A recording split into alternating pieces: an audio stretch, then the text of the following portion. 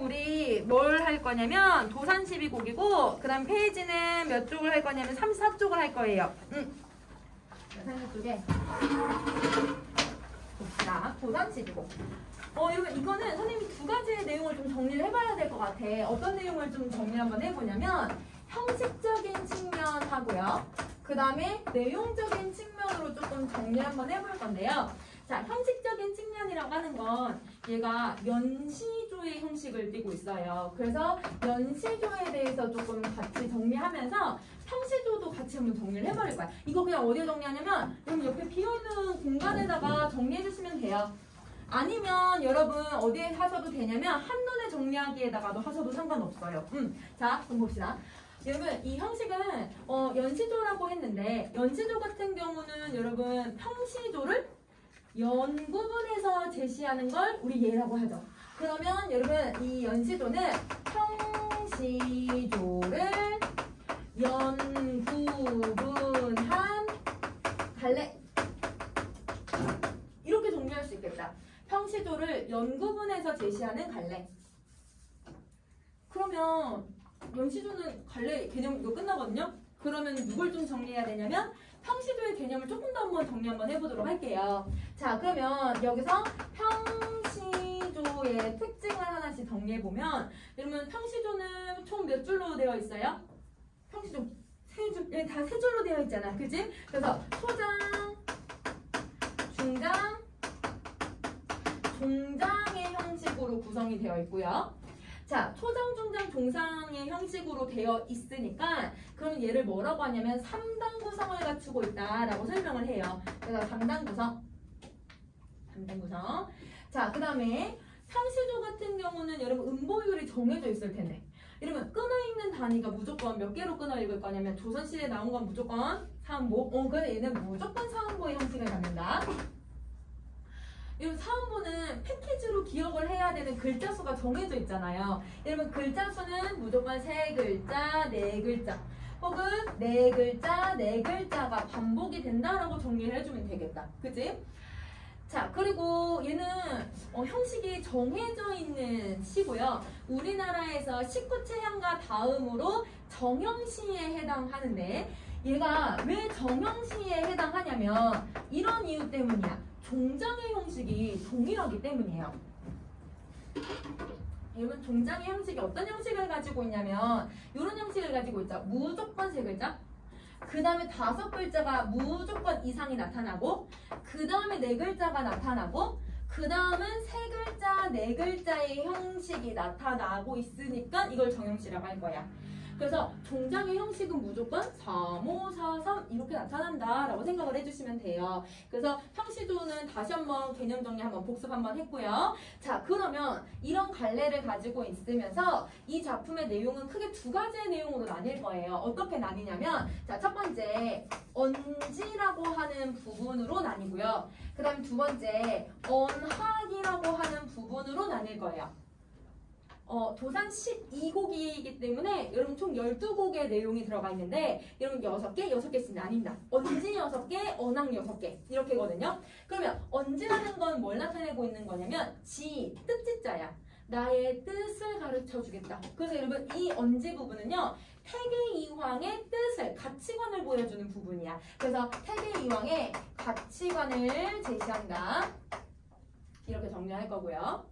자, 그 다음에 언학이라고 하는 건 학문에 대한 의지를 보여주겠다. 태계이황이 학문에 대한 어떤 태도를 가지고 있는지 이걸 정리를 해줄 거야. 그러면 학문에 대한 태도와 어떤 가치관을 제시하고 있는지 이 두 가지의 내용을 정리를 한번 해보도록 할게요. 자, 이제 우리 고전시가 어휘 좀 암기를 했으니까 여러분 우리 요걸 해석을 쭉 하나씩 한번 해봅시다. 자, 여러분 여기 언지라고 되어 있잖아요. 뜻을 말하겠다. 어떤 뜻을 말하고 있는지 처음부터 시작을 해보자. 이런 여러분 세 번째 글자니까 아래와 어떻게 읽어야 돼요? 으로 읽을 거야. 그치? 이런들 어떠하며 이런들 어떠하며 자, 그 다음에 저런들 어떠하려. 그럼 얘들 선생님이 얘를 왜 저라고 읽어요? 구개음화를 적용해서 이러면 저로 읽을 거야. 디귿을 지읒으로 읽을 거야. 자, 이거를 어떠하려. 그러면 여러분 지금 이 사람 어떤 태도로 이야기하고 있는지 봐봐. 이러면 어떻고 저러면 어떠니 이렇게 얘기를 하고 있거든. 이게 조금 여러분 나이 때는 이런 태도가 좀 어려워. 약간 이제 늙은 약간 애늙은이들은 이런 말을 하기도 하는데 여러분 대부분 이제 나이가 지긋하게 드신 어른들이 대부분 이런 표현을 많이 써요. 왜냐면 많은 경험들을 해봤기 때문에. 그러니까 여러분 이렇게 얘들아 살아봐도 이렇게 살아도 어떻게 할 거라는지 인생의 경험들이 대충 나온단 말이야. 그러면 이런들은 어떠하고 저렇게 살아도 어떻겠니? 괜찮아, 둘 다 괜찮아, 이렇게 받아들이는 걸 달관적 태도라고 얘기를 해요. 그래서 여기서는 자 질문의 방식을 먼저 써요. 그래서 여러분 질문의 방식을 제시해서 여러분 자신의 여러분 뭘 보여주고 있냐면 달관이라고 하는 태도를 보여주고 있다. 질문의 방식을 사용해서 달관적 태도를 제시한다. 그럼 달관이라는 말이 아까 얘기했듯이 그냥 여러분 내가 내 인생에 뭔가 어떤 초월적인 가치관을 가지면서 사는 것을 얘기를 해.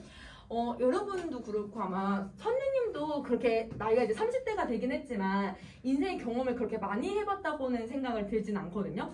그러면 지금 뭔가 하나의 예시를 들자고 하면 뭔가 실패를 했거나 아니면 여러분 내가 뭔가 죽음에 대한 걸 맞닥뜨렸을 때 그러면 여러분 뭔가 친구나 아니면 다른 주변 사람들이 얘들아 뭔가 세상을 먼저 떠났어. 아니면 내가 인생에 뭔가 실패를 해봤어. 그러면 그거에 대해서 얘들아 생각을 되게 많이 하게 되거나 아니면 왜 이렇지 막 감정이 되게 북받쳐서 오르는데 간혹 어른들은 얘들아 할머니 할아버지들 옆에 친구분이 돌아가서 잘 됐지 뭐 이렇게 얘기할 때도 있어. 아니면 어른들이 뭔가 실현이나 실패를 해도 뭐 다음 기회가 또 있겠지 뭐 이런 태도를 보일 때가 있거든.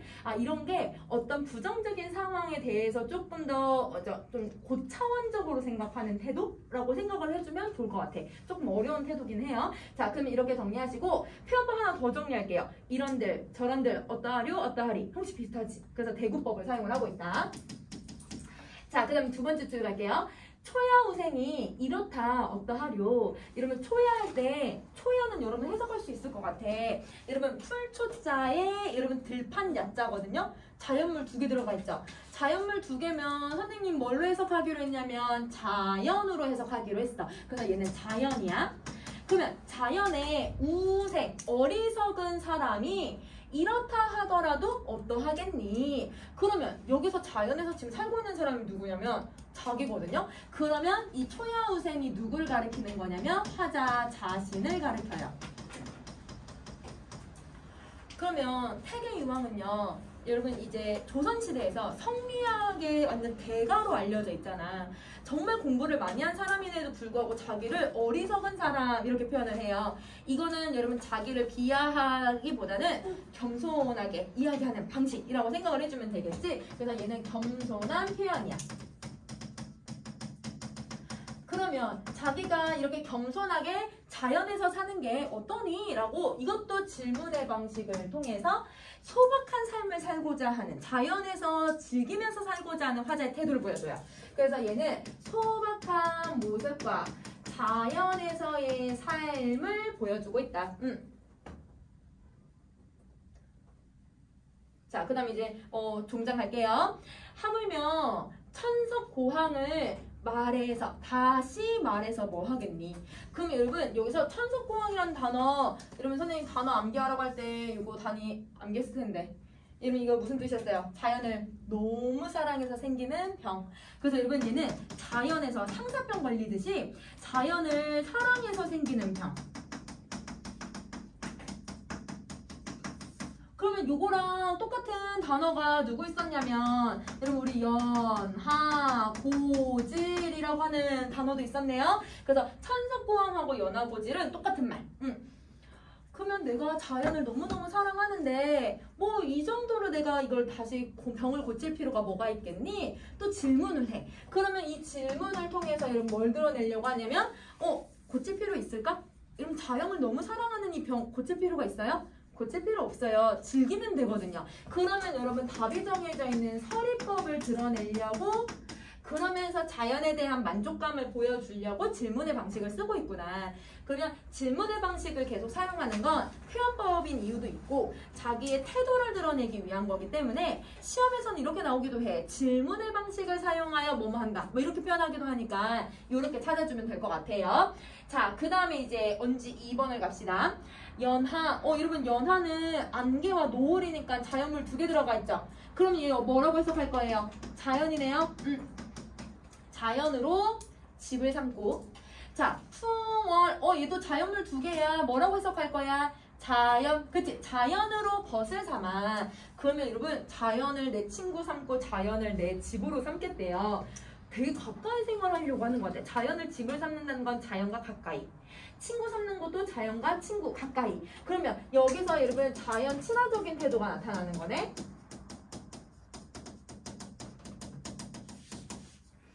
그럼 이 자연 친화적 태도 무슨 표현법을 통해서 보여주고 있어요? 연하로 풍월로 집을 벗을 삼고 삼아. 형식 비슷하지? 대구법을 통해서 보여주고 있네. 그래서 대구까지도 하나 더 써주자.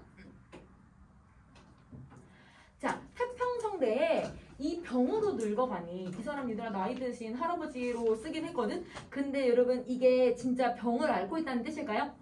어디에요? 첫 번째 아까 언지 1에 나온 천석고왕을 얘기하는 말이죠. 그러면 여러분 이 병은요 위에 나온 천석고왕이랑 의미가 똑같아요. 천석고왕이랑 똑같아. 그럼 내가 자연 속에서 자연을 이렇게 즐기면서 병을 앓고 살고 있으니 이 중에 바라는 일은 허물이나 없었으면 좋겠다. 그러면 허물이라고 하는 단어가 뭐냐면 허물은 여러분 나의 가지고 있는 어떤 단점, 한 개인이 저지르는 어떤 실수, 아니면 한 사람이 뭔가 보여지는 어떤 실수, 그 다음에 혹은 한 사람의 어떤 잘못 이런 단어예요. 그러면 실수, 잘못, 단점 이런 게 없었으면 좋겠다라고 하는 이 의도는 뭐냐면 자기가 아무것도 안 하면 자기의 단점이나 자기의 부족한 점이 채워져 얘들아? 아니지. 자연 속에서 나를 갈고 닦아서 내가 즐겁게 장점 없이 살아갈 거야. 이렇게 얘기하는 거야. 그럼 쉽게 말하면 자기는 계속 단점과 실수와 잘못을 없애나가겠다. 어디에서? 자연에서. 그러려면 자기를 계속 공부하고 배우고 여러분 겸손해지고 뭐 이런 표현들을 해야 되잖아. 자기를 수양하겠다라는 의지를 보여주고 있는 거예요. 자연이라고 하는 공간은 단순히 여러분 친화적인 공간이 아니라 나를 갈고 닦는 수양의 공간으로 생각을 하고 있는 거예요. 그러면 여러분 지금 우리 아까 이게 언지 2가지거든요. 언지 6곡 중에 대표적인 애를 2가지를 가지고 왔는데 그러면 여러분 이렇게 정리할 수 있을 것 같아. 가치관을 제시를 하는데 어떤 가치관을 제시를 하냐면 자연 속에서 자연을 어떻게 바라볼지에 대한 자기 가치관을 드러내고 있는 거야. 그래서 여러분 얘는 자연에 대한 가치관을 드러내고 있고요. 자연이라고 하는 가치관은 2가지로 설명할 수 있겠죠. 자, 첫 번째 수양, 2번째 즐기는 친화적 공간. 그래서 이 자연은 친화적 공간과 그 다음에 수양의 공간으로 정리할 수 있다. 이렇게 정리를 해보자. 그러면 다른 이제 사대부들이 쓰는 작품도 이런 식으로 여러분 공간이 어떤 의미일까? 라고 생각을 해주면 좋을 것 같아. 자, 그 다음에 다시 여러분 이렇게 정리를 해주시고 언학으로 한번 가봅시다. 자, 언학 1번이에요. 자, 천운대. 얘들아, 이 대자 한자 선생님 암기하라고 했었는데 하나, 둘 이렇게 다 얘들아 좀 약간 가로로 획이 조금 다 길지 않아요?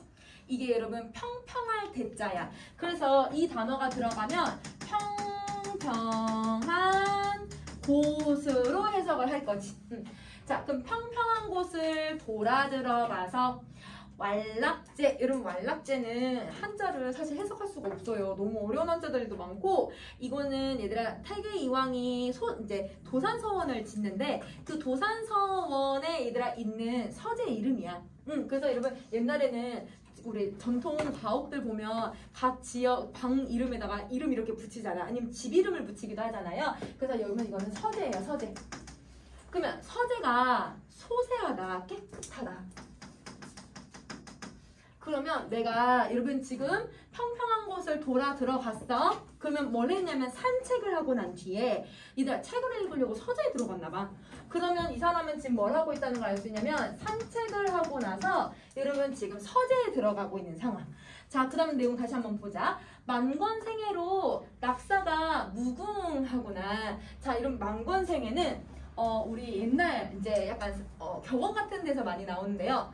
남자로 태어나면 만권의 책은 읽어야지 이런 내용이거든. 그럼 얘들아, 여러분은 인생을 살면서 만권의 책을 읽을 수 있을까? 선생님도 사실은 그거는 장담할 수는 없을 것 같아요. 만권, 1000권도 좀 약간 힘들 것 같아. 여러분 우선은 선생님이 올해 목표, 내가 신년 목표 얘기해줬잖아요. 선생님 그 중에 하나가 선생님 올해 50권 읽는 게 목표였거든요. 10권은 했어, 선생님.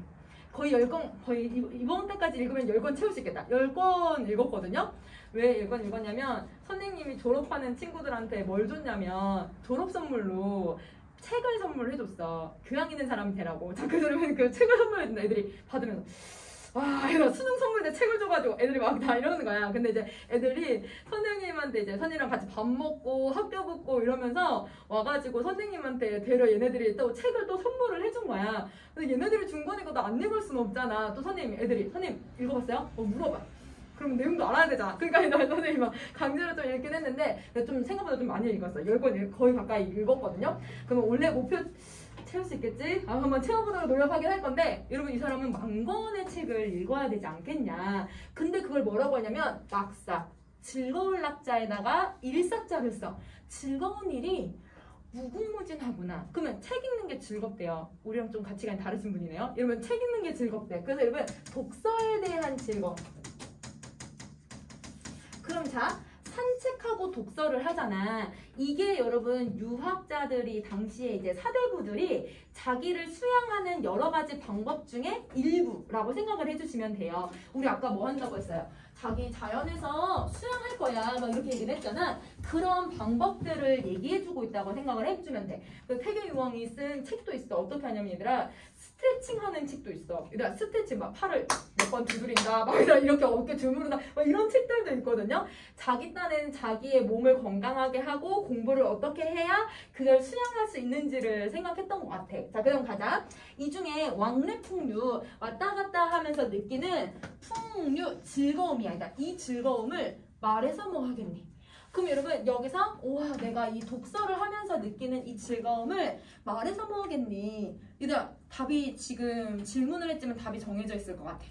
즐겁다. 이 사람은 즐겁다고 생각을 하겠지. 그러면 여러분 답이 정해졌으니까 얘는 서리법을 쓰면서 내 가치관, 이 그 학문에 대한 내가 책 읽고 공부하는 게 너무너무 좋아. 이렇게 얘기하고 있는 거예요. 자, 그 다음에 이제 언어 3번 갑시다. 자, 고인도 나를 못 보고. 그럼 여기서 고인이라는 건 여러분 삼가 고인의 명복할 때 죽은 사람을 가리키긴 하지만 고전 시가에서 고인은 누굴 얘기하냐면 여러분 뛰어난 성현을 가리키는 말이에요. 그래서 대부분 여러분 공자, 맹자, 순자, 묵자 이런 사람들 있잖아요. 그런 사람들은 나를 못 보지. 왜? 이미 죽었으니까. 그건 당연한 거고 나도 고인을 못 보죠. 왜냐면 그 사람도 이미 죽은 사람이고 나는 후대의 사람이니까. 그죠? 자, 고인을 내가 못 보아도 여던길이 앞에 있대. 그럼 여러분 여던길 할 때 여다라는 단어 들어가 있네. 그럼 여러분 여다는 어떻게 해석해 줄 거야? 가다, 살다, 지내다인데 여러분 살던 길이라고 하기 좀 애매하니까 가던 길로 해석을 할게요. 가던 길이 바로 여러분 내 앞에 있대요. 이 사람은 죽었는데 여러분 이 성인들은 죽었는데 가던 길이 내 앞에 있다라는 건 그 사람들이 남긴 말, 책 그게 내 앞에 있다. 이렇게 얘기하는 거야. 그러면 가던 길은 뭘 상징하는 말이냐면 책을 상징하는 말이다 라고 생각해 주시면 돼요. 자, 그러면 가던 길이 앞에 있으니 책이 앞에 있으니 아니 가면 어떻게 할까? 아니 가면 어떻게 하겠다는 건 안 가겠다는 뜻이야? 가야겠다 이렇게 생각하지. 우리는 앞에 책이 있어도 그렇게까지 뭐 공부하고 싶다는 생각이 막 안 드는데 이 사람은 막 진짜 이런 공부하고 싶다 막 이렇게 생각하는 것 같아. 그러면 여러분 여기서도 서리적인 방식을 사용해서 나 공부할 거야. 나 이거 멈추지 않을 거야. 이렇게 얘기를 하고 있으니까 다짐을 얘기하고 있잖아요. 그래서 여러분 서리적인 방식을 통해서 학문에 대한 의지 이걸 드러내고 있다라고 정리를 해주자. 학문에 대한 의지를 드러낸다. 자, 그러면 표현법 하나를 더 정리 한번 해볼 건데요. 자, 여러분 우리 이렇게 한번 봐봅시다. 선생님 이거 좀 지우고. 자, 여기서 여러분 우리 비슷한 말들이 나오는지를 좀 파악을 한번 해볼 건데요. 고인도 나를 못 보고에다 밑줄을 그고 이 부분은 A라고 하는 내용이다 라고 해서 정리 한번 해보자.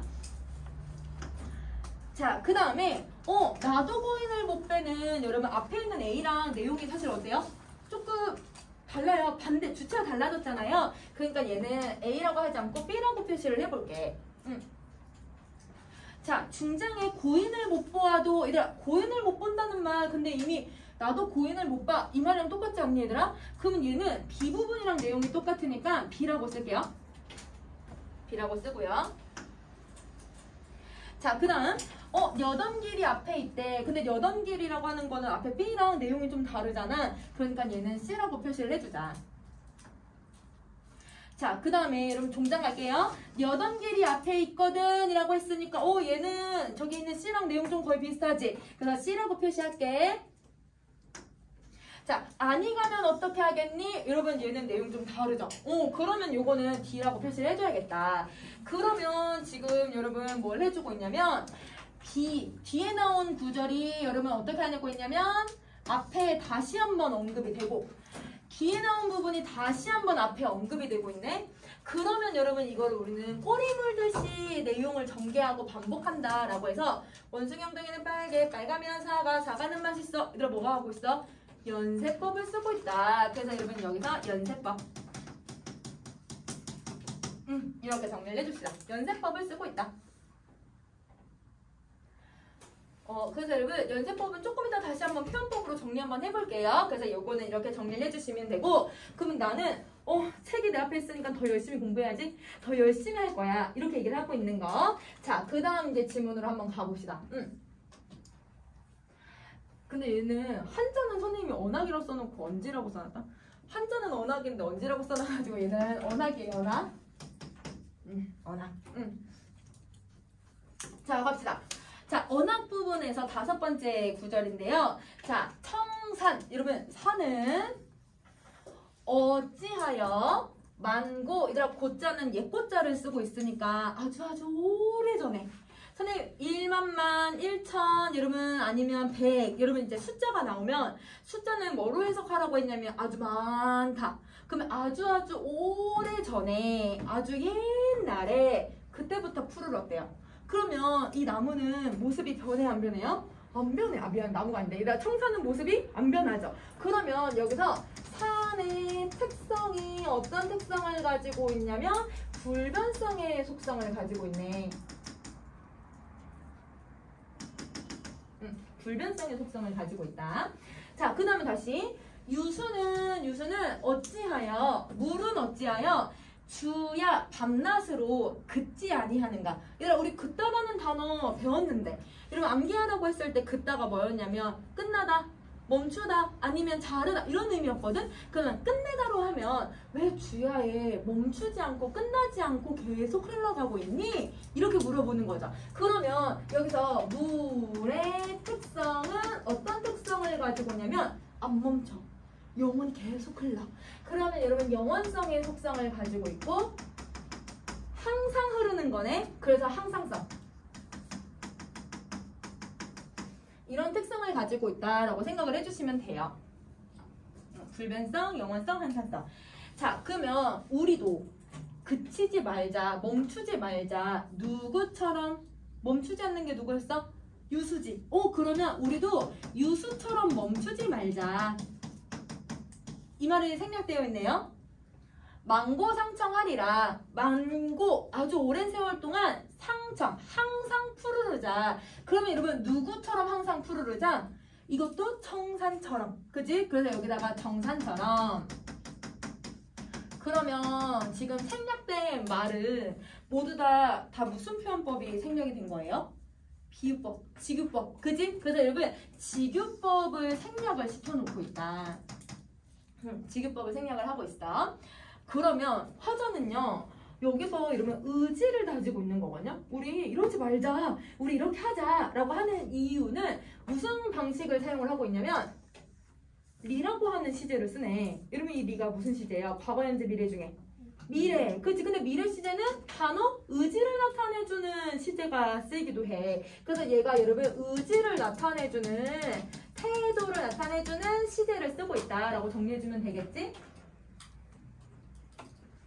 자, 그러면 이 자연이라고 하는 공간을 화자는 어떻게 받아들이고 있냐면 단순히 즐기는 공간이 아니라 오히려 얘들아 내가 교훈을 얻어야 되는 공간. 이 자연은 나에게 이런 깨달음을 주고 있네? 이렇게 생각을 하고 있거든? 그래서 자연이라고 하는 공간은요, 화자는 어떻게 받아들이냐면 교훈을 얻는 공간으로 인식을 해요. 그러면 교훈을 얻고 있으니까 여기서 삶의 태도도 배워야 되고, 그 다음에 나는 이 자연에서 자연을 즐기면서 수영하면서도 즐겨야 하고, 이렇게 해서 자연이라고 하는 공간을 단순히 놀고 먹고 이런 공간이라고 생각하지는 않는다라고 생각을 해주면 될 것 같아. 자, 그러면 여러분 여기까지 정리를 해주시면 되고요. 자, 여러분 표현법은 선생님이 말 안 해도 알 수 있을 것 같아. 형식 거의 비슷하니까 대구법에, 그 다음에 왜 멈추지 아니하니? 라고 질문을 했지만 답이 정해져 있으니까 안 멈춘다. 여러분 뭐 서리법 이런 거는 정리 이제 안 해도 알 수 있을 것 같아. 자, 그러면 여러분 우리 어딜 가시냐면 작품에 대한 이해 한번 가봅시다.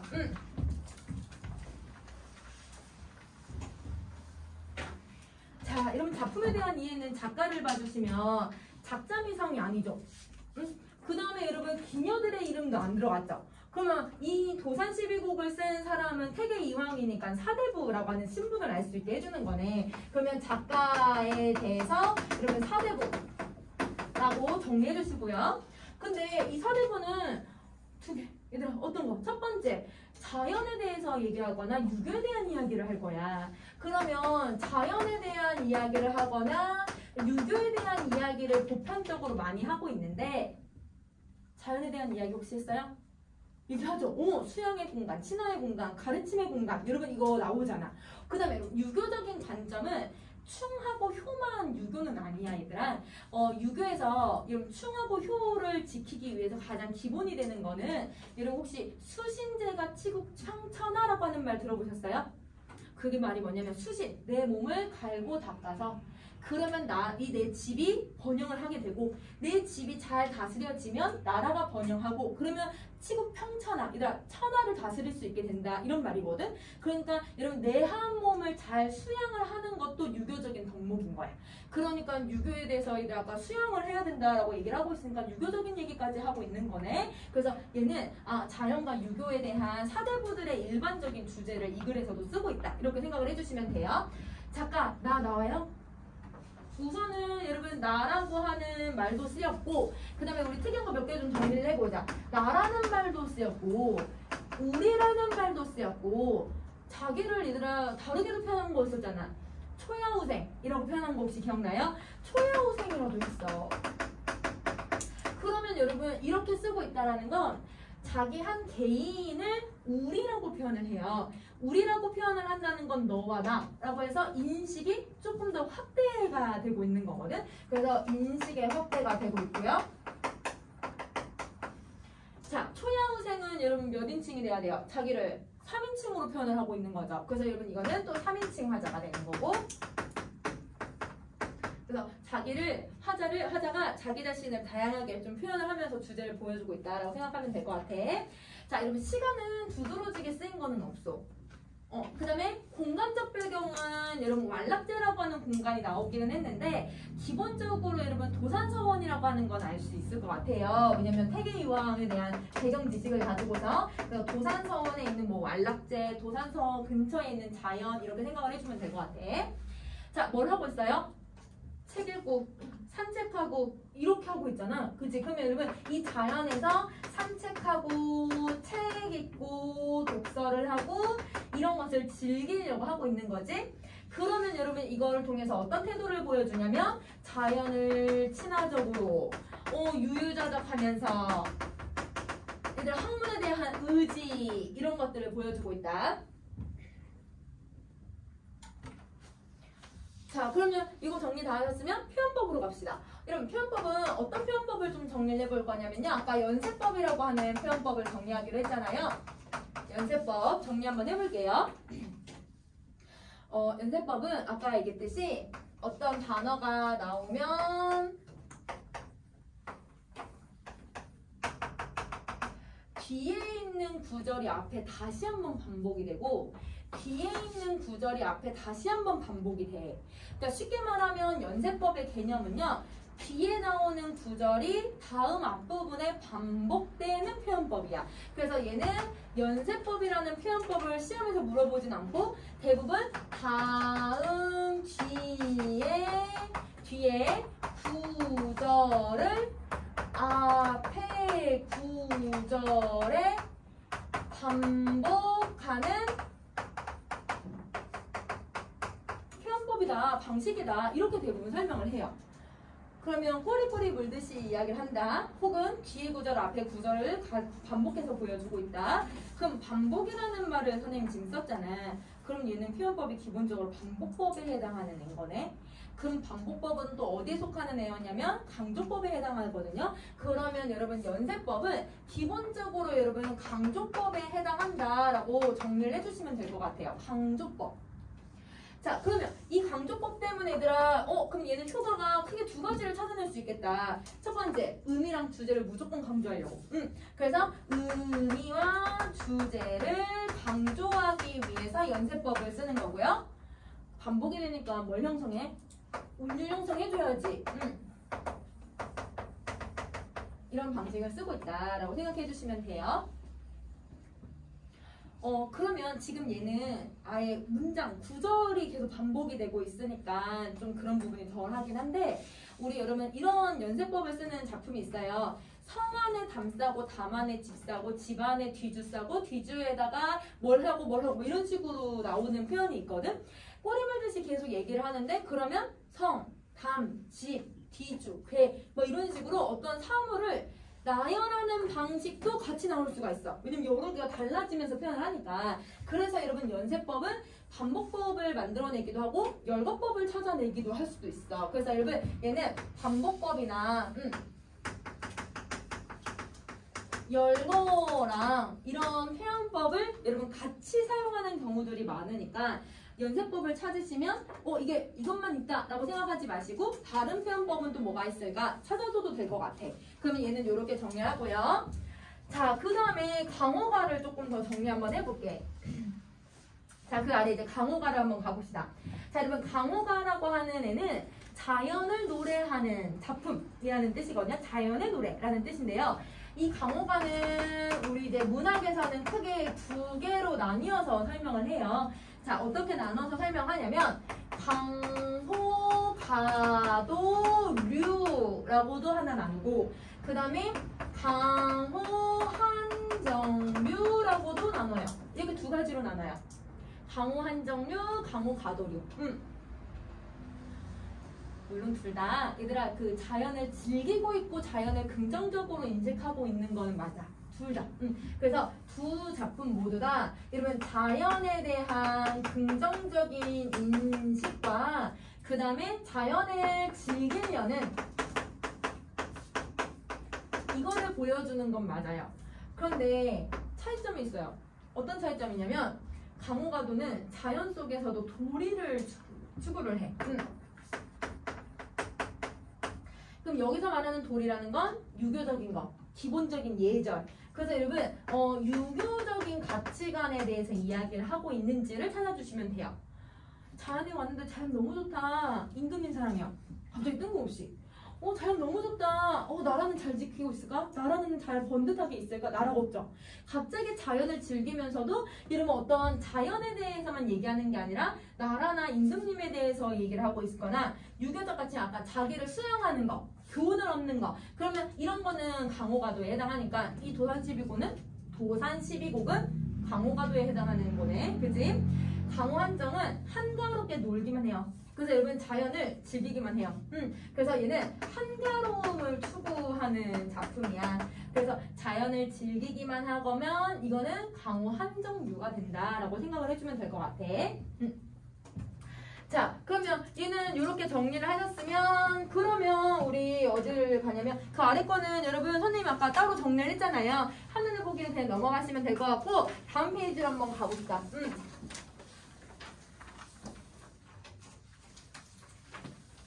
여러분 한수만 세 한수만 도 보자. 한수만 세 한수만은 이제 여러분 중장의 길이가 되게 길어지잖아요. 그래서 요거를 이제 조금 정리 한번 해볼 건데 우선은 한숨아. 여러분 한숨은 사람이 아닌데 얘를 사람처럼 이름을 부르고 있는 것 같아. 그럼 표현법이 무슨 표현법이 나와야 되냐면 도노법이 나와야 되고 그지? 사람이 아닌 애를 사람처럼 표현했으니까 무슨 표현법을 쓰고 있는 거예요? 의인. 그치? 의인법을 사용을 하고 있고요. 그 다음에 누굴 설정하고 있어요? 듣는 청자 설정하고 있죠. 그래서 이 대상에게 지금 뭘 하고 있냐면 말을 건네는 방식을 지금 사용을 하고 있어요. 세 가지 조건을 만족하고 있으니까 말을 건네는 방식. 이걸 쓰고 있다. 말을 건네는 방식을 쓴다. 가볼게. 한숨아, 새 한숨아. 새가 간을 새자거든? 그러면 이렇게 크게 쉬는 한숨은 아니고 뭔가 좀 작게 나오는 그런 한숨들 있잖아. 작게 나오는 한숨들아, 넌 도대체 어느 틈으로 들어오고 있니? 이렇게 물어봐. 근데 얘들아, 한숨이 집 안으로 들어와요? 이건 아니잖아요. 한숨은 내가 쉬는 거지. 그치? 근데 한숨이 내 몸이나 내 집으로 들어온다고 생각을 해. 그러면 일반적인 인식에서 벗어난 생각을 하잖아요. 자, 우리 저번 시간에 그늘, 산수유나무 할 때 그늘이 검은색인데 그 검은색을 노란색으로 인식을 하는 건 일반적인 인식에서 벗어나는 거라고 했는데 그걸 참신한 발상이라고 했어요. 얘도 참신한 발상을 쓰고 있는 거예요.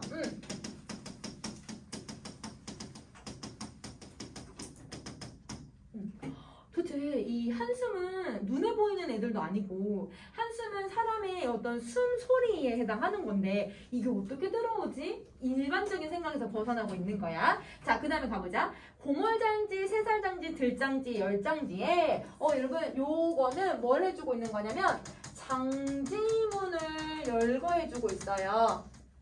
그럼 장제문은 우리 옛날 집들 가보면 사극에 나오는 집들을 보면요, 요렇게 여러분 이제 문이 있으면 문에 이렇게 손잡이 있고 여러분 대나무 주 이렇게 사이 같은 것들을 이렇게 붙여놓고 창호지 붙이고 이런 문을 대부분 이제 사용을 했잖아요. 그죠? 이때 여러분 열십자 뭐 이렇게 되어 있으면 열장지. 그 다음에 얘들 아주 가는 나무가지로 만들었으면 새살장지. 그 다음에 뭐 이렇게 여러분 문양을 박아놓기도 한다. 그거의 종류에 따라서 고무장지, 새살장지, 열장지, 장지 이렇게 들장지 이렇게 표현을 해요. 장지문의 종류를 쭉 나열을 해놓고 있죠. 근데 이 장지문은 보기 힘든 거였을까 옛날에는? 되게 흔한 거였을 거야. 그치? 일상적인 것들을 나열을 해놓고 있는 거예요. 자, 암돌저기, 수돌저기. 이게 뭐냐면, 여러분 문을 열려면 여기 양옆에 뭔가 고정이 되어 있어야 되잖아요. 우리 문들 보면 저기 경첩이 달려있는데, 그치? 저 은색으로 경첩돼 있잖아. 얘가 그 경첩을 암돌저기, 수돌저기라고 해. 여러분 혹시 암나사, 수나사 아세요? 선생님 근데 암나사 수나사가 뭐였는지 기억이 안 난다. 근데 여기 이렇게 돌리는 나사가 있고 그 육각형 모양처럼 돼서 나사가 다시 이렇게 끼워줄 수 있는 그거가 있잖아요. 그게 세트인데 암나사 수나사라고 하거든요. 얘도 이렇게 경첩이 들어가는 부분이 있고 조율해주는 부분이 있어서 암돌저기 수돌저기 이렇게 얘기를 해. 자, 이렇게 경첩을 달고 배목걸쇠가 뭐냐면 이런 문 바깥에나 문 안에 혹시 사극 같은 데 보면 숟가락이나 젓가락으로 이렇게 끼워놓는 거 혹시 보신 적 있어요? 문 잠글라고. 그러면 그 걸쇠가 문을 잠그는 기능을 하고 있는 애들, 그거를 딱 하나 붙여놓고 그거를 뚝딱 박아낼 거래. 그러면 뚝딱 박는다라고 하는 이거는 여러분 음성 상징어를 사용해서 표현을 해주고 있네. 음성 상징어를 사용하고, 그리고 크나큰 자물쇠로 깊숙하게 채웠는데 여기까지. 그러면 여러분 장질문을 열거하고 암돌저기, 수돌저기, 배목걸쇠에 자물쇠까지 나왔잖아. 얘네들은 그러면 얘 지금 문에서 뭐가 못 들어오게 지금 막는 재료들이에요. 한숨이 못 들어오게 막는 재료들이잖아요. 그러면 한숨이 못 들어오게 막는 재료들인데 이 재료 보기 힘든 재료들이야? 되게 흔하게 볼 수 있는 애들이고 우리 일상에서 주변에 흔하게 있는 애들이었던 거지. 그런 애들을 다 나열해주고 있다라고 생각을 해주시면 돼요. 자, 그 다음에 깊숙하게 이걸 채웠는데 병풍이라서 덜컥 접고 족자라고 해서 떼그르르 말아서 너 도대체 어느 틈으로 들어왔니? 이 말이 뭐냐면 여러분 너 혹시 병풍을 이렇게 접어가지고 그 접힌 상태로 들어왔니? 아니면 족자처럼 떼그르르 말려서 혹시 들어왔니? 그러면 한숨이 들어오는 모습을 내가 상상을 하는 거야. 근데 사실 이것도 말이 안 되는 거죠. 그죠? 자, 그러면 병풍이라고 덜컥 잡고 음성상징어. 그 다음에 족자라서 대그르르 말고. 그럼 대그르르도 일단 음성상징어 동그라미. 그러면 음성상징어도 좀 많이 사용하고 열거의 방식을 좀 많이 사용해서 너 도대체 어느 틈으로 들어오고 있니? 한숨을 한 번만 쉬는 걸까?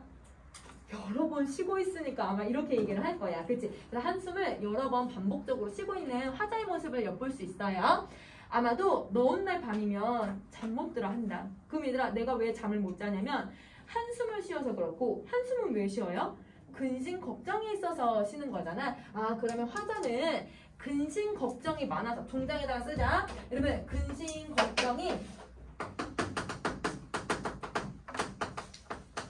해소되지 않아. 그러면 이걸 해소하기 위해서 노력을 좀 하니? 뭔가 얘들아 뭐 잠을 자보려고 노력한다든지 아니면 얘들아 뭔가 스트레스를 풀어보려고 한다든지 그럼 아니면 이 근심의 원인을 찾아보려고 노력을 한다든지 이런 걸 해요? 이런 걸 하지 않잖아요. 그러니까 이 사람은 의지적인 태도는 나오지는 않아. 그래서 단순히 그냥 근심 걱정이 해소되지 않은 상태로 계속 고통과 슬픔을 가지면서 살아가고 있다라고 생각을 해주면 될 것 같아. 자, 그러면 여러분 우리 잠깐 쉬었다가 여러분 저거 빈칸들 쭉 정리하고 다른 거 한번 더 봅시다.